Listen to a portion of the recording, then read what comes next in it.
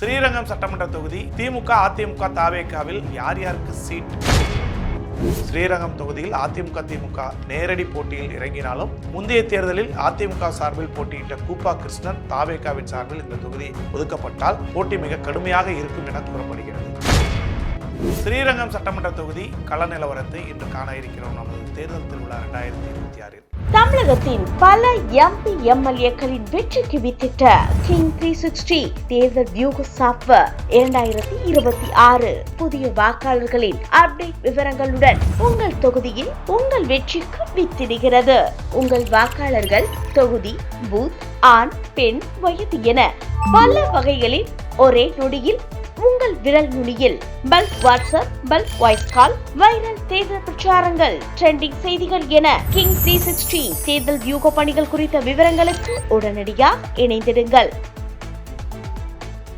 தமிழக சட்டமன்ற தேர்தல் உச்சகட்டத்தை நெருங்கி இருக்கிறது. அனைத்து கட்சிகள் மட்டுமல்ல, தேர்தல் கமிஷனும் பரபரப்பாக இருக்கிறது. இன்னும் ஒரு சில நாட்களில் தேர்தல் தேதி அறிவிக்கப்பட வாய்ப்புகள் உள்ளது.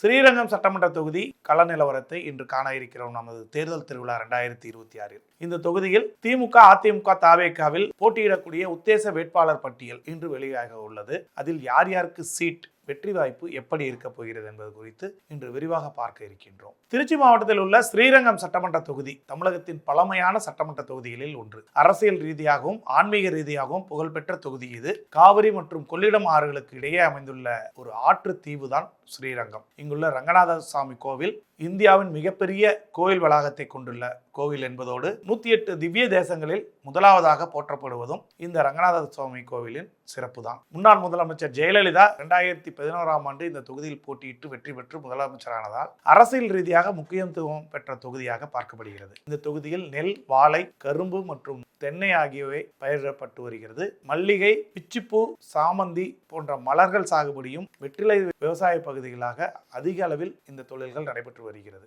ஸ்ரீரங்கம் மற்றும் சுற்றுவட்டார பகுதிகளில் துருப்பிடிக்காத எஃகு பொருட்கள் தயாரிப்பு மற்றும் ஃபேப்ரிகேஷன் தொழில்களும் கணிசமான அளவில் உள்ளன. இத்தொகுதியில் முத்திரைய சமுதாயத்தினர் பெரும்பான்மையாக வசிக்கின்றனர். தேர்தலின் வெற்றியை தீர்மானிக்கும் முதன்மை சக்தி இவர்கள்தான். இதற்கு அடுத்தபடியாக பிராமணர்கள் மற்றும் தேவேந்திர குல வேளாளர் சமுதாயத்தினர் கணிசமான அளவில் இங்கு உள்ளனர். மறைந்த முன்னாள் முதலமைச்சர் ஜெயலலிதா இந்த தொகுதியில் போட்டியிட்டு வெற்றி பெற்றதால் ஸ்ரீரங்கம் தொகுதி அதிமுகவின் கோட்டை என்றே கூறலாம். ஸ்ரீரங்கம் தொகுதியில் 9 முறை அதிமுகவும் 2 முறை காங்கிரஸ், தலா 1 முறை பாஜக, திமுக வெற்றி பெற்றுள்ளது. சட்டமன்ற தேர்தலில் திமுக சார்பில் போட்டியிட்ட பழனியாண்டி அதிமுக சார்பில் போட்டியிட்ட முன்னாள் அமைச்சர் கூப்பா கிருஷ்ணனை விட 19,000 வாக்குகள் வித்தியாசத்தில் தோற்கடித்து சிட்டிங் எம்எல்ஏவாக உள்ளார். திமுக எம்எல்ஏவாக உள்ள பழனியாண்டி சச்சரவுகளுக்கு பேர் போனவர். அதுவும் சமீபத்தில் ஊடகவியலாளரை தாக்கப்பட்டதாக சச்சரவுக்குள்ளாகி ஸ்ரீரங்கம் தொகுதியை தமிழக அளவில் ட்ரெண்டிங்கில் வைத்துள்ளார். திமுகவின் சார்பில் இப்பொழுது சிட்டிங் எம்எல்ஏ பழனியாண்டி மற்றும் ஆனந்த், துரைராஜ் ஆகியோர் வேட்பாளர்களாக போட்டியிட கட்சி மேலிடத்தில் வாய்ப்பு கேட்டுள்ளனர். முத்திரைய சமுதாயத்தைச் சேர்ந்த பழனியாண்டி தற்பொழுது ஸ்ரீரங்கம் தொகுதியின் எம்எல்ஏவாக இருப்பதால் மீண்டும் போட்டியிட வாய்ப்பு கேட்டுள்ளார். மிக செல்வந்தரான இவர் கரூரில் கல்குவாரி விவகாரத்தில் தொலைக்காட்சி செய்தியாளர், ஒளிப்பதிவாளரை தாக்கிய விவகாரம் சர்ச்சையாகி உள்ளது. இவரது கல்குவாரியில் அனுமதிக்கப்பட்ட அளவை விட பள்ளம் தோண்டியதாக 23 கோடி ரூபாய் அபராதம் விதிக்கப்பட்ட விவகாரத்தில் இவருக்கும் அமைச்சர் KN நேருவுக்கும் இடையே மோதல் போக்கு இருப்பதாக கூறப்படுகிறது. இதேபோல் திருச்சி மத்திய மாவட்ட இளைஞரணி செயலாளராக இருக்கக்கூடிய ஆனந்த் கடந்த கால தேர்தல்களில் அம்மையார் ஜெயலலிதாவை எதிர்த்து போட்டியிட்டு தோல்வி அடைந்தவர். இந்த முறை மீண்டும் போட்டியிட வாய்ப்பு கேட்டுள்ளதாக தெரிகிறது. துரைராஜ் திருச்சி மத்திய மாவட்ட பொருளாளராகவும் முன்னாள் அந்தநல்லூர் ஒன்றிய தலைவராகவும் பதவி வகித்து வருகிறார். அதிமுக சார்பில் வளர்மதி, பரஞ்சோதி ஆகியோர் வேட்பாளர் ரேஸில் உள்ளனர். வளர்மதி அதிமுகவின் அமைப்பு செயலாளராக இருந்து வருகிறார். சொத்து குவிப்பு வழக்கில் ஜெயலலிதா சிறை சென்ற பொழுது 2015ஆம் ஆண்டு நடந்த இடைத்தேர்தலில் மற்றும் 2016 சட்டமன்ற தேர்தலில் ஸ்ரீரங்கம் தொகுதியின் அதிமுகவில் சார்பில் போட்டியிட்டு எம்எல்ஏவாகவும் அமைச்சராகவும் இருந்தவர். முன்னாள் அமைச்சர் பரஞ்சோதி அதிமுக வடக்கு மாவட்ட செயலாளராக இருக்கிறார். நாம் தமிழர் கட்சியின் சார்பில் வேட்பாளராக மு. தர்மராஜ் அறிவிக்கப்பட்டுள்ளார். தமிழக வெற்றி கழகம் சார்பில் முன்னாள் அமைச்சர் கூப்பா கிருஷ்ணன் போட்டியிடுவார் என கூறப்படுகிறது. இவர் ஏற்கனவே 2021 தேர்தலில் இந்த தொகுதியில் அதிமுக சார்பில் போட்டியிட்டு 2வது இடத்தை பிடித்தவர். 1991-96 அதிமுக ஆட்சி காலத்தில் விவசாயத்துறை அமைச்சராக பதவி வகித்தவர். இந்த காலகட்டத்தில் தான் இவர் திருச்சி ஸ்ரீரங்கம் சட்டமன்ற தொகுதியிலிருந்து சட்டமன்ற உறுப்பினராக தேர்ந்தெடுக்கப்பட்டார். கொஞ்ச காலம் OPS ஆதரவாளராக இருந்த அவர் அண்மையில் விஜயை சந்தித்து தமிழக வெற்றி கழகத்தில் இணைந்துள்ளார். ஸ்ரீரங்கம் கோவில் நகரம் என்பதால் பழைய கட்டிடங்கள், குறுகலான சாலைகள், பிரச்சனைகள் மற்றும் மழைக்காலங்களில் தண்ணீர் தேங்கும் வடிகால் பிரச்சனைகள் இன்று வரை பிரச்சனையாகவே இருக்கிறது. ஸ்ரீரங்கம், ராஜகோபுரம் மற்றும் அம்மா மண்டபம் பகுதிகளில்